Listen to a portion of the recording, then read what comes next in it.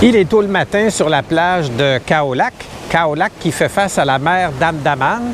J'ai donc quitté le golfe de Thaïlande et l'île de Koh Tao pour me rendre jusqu'ici. Ma traversée de 2 heures fut à nouveau extrêmement houleuse. D'ailleurs, il y a une embarcation qui a sombré après le passage de la mienne. Je ne sais pas s'il y a eu plusieurs morts, je ne crois pas, mais tout de même une expérience qui n'est pas très plaisante. Je suis donc ici suite à un trajet en autobus d'une durée de 4 heures à partir de Ranong. Je devais répandre des bulles au parc marin des îles Similan derrière moi au large, mais la mer démontée a fait annuler plusieurs sorties des centres de plongée locaux. J'ai dû me rabattre donc sur des sites plus sécuritaires le long des côtes. Qu'à cela ne tienne, c'est Dame Nature qui décide, n'est-ce pas? Khao Lak fut l'épicentre du tragique tsunami de 2004. 10 000 morts ont été répertoriés ici dans la localité. Khao Lak s'est refait évidemment une santé depuis et reçoit des centaines et des centaines de milliers de touristes annuellement. Elle fait un peu concurrence à Phuket qui est situé à 2 heures plus au sud, bien que cet endroit aussi est extrêmement prisé des visiteurs. Il y a une belle petite rue tranquille le long de la mer à Khao Lak où il fait bon déambuler. On y trouve des hôtels de luxe, bien sûr, mais comme ils sont paysagers et vraiment bien entretenus, c'est joli et ça fait une belle balade. La plage ici à Khao Lak, c'est plusieurs dizaines de kilomètres qui permettent de belles marches à marée basse sur sable ferme, ce qui permet de s'évaporer dans ses pensées.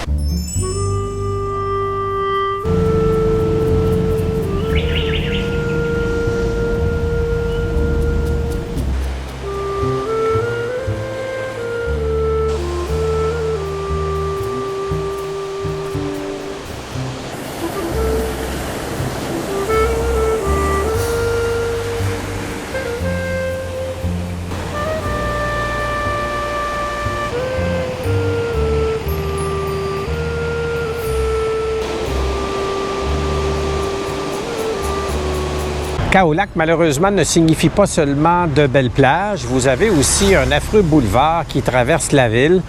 Il me fait penser un peu à certains tronçons de la route 132 qui permet de gagner l'est du Québec. C'est assez bruyant, c'est pas ce qu'il y a de plus joli. Mais on n'a pas le choix de l'emprunter, surtout si on veut relier Ranong au nord vers Phuket, tout à fait au sud de la Thaïlande. Il faut donc 7 heures de route pour faire le trajet qui est ponctué de plusieurs courbes en lacets, puisque le relief peut être assez accidenté à certains endroits. Je loge au Sea Bungalow à Khao Lak. Et la chambre qu'on me propose est vaste, bien éclairée, bien climatisée, c'est silencieux. J'ai un petit réfrigérateur, un beau bureau de travail.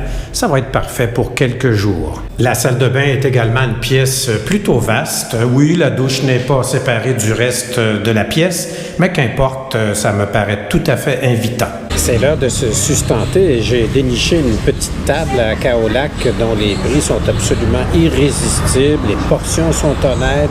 La dame possède un petit commerce derrière, un petit dépanneur. Vous voulez quelque chose à boire, elle va vous le vendre au même prix. J'ai cherché ailleurs d'autres restaurants, mais on vous attend à des prix touristiques qui vous coupent l'appétit. Alors ce soir, j'ai commandé un curry de pieuvre et j'ai regardé la dame s'activer au chaudron. Ça me semble tout à fait succulent.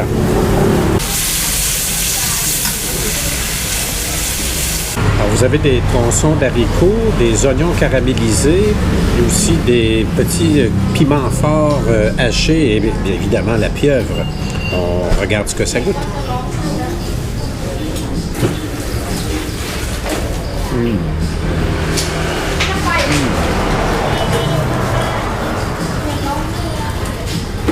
Absolument divin. La pieuvre est d'une tendreté. Vous avez comme une petite finale aussi de basilic. La sauce est un heureux mariage de noix de menthe se concentrer dans le choix. Un peu de mirin, je crois aussi. C'est un vrai succès. Excellent. Très content de mon choix.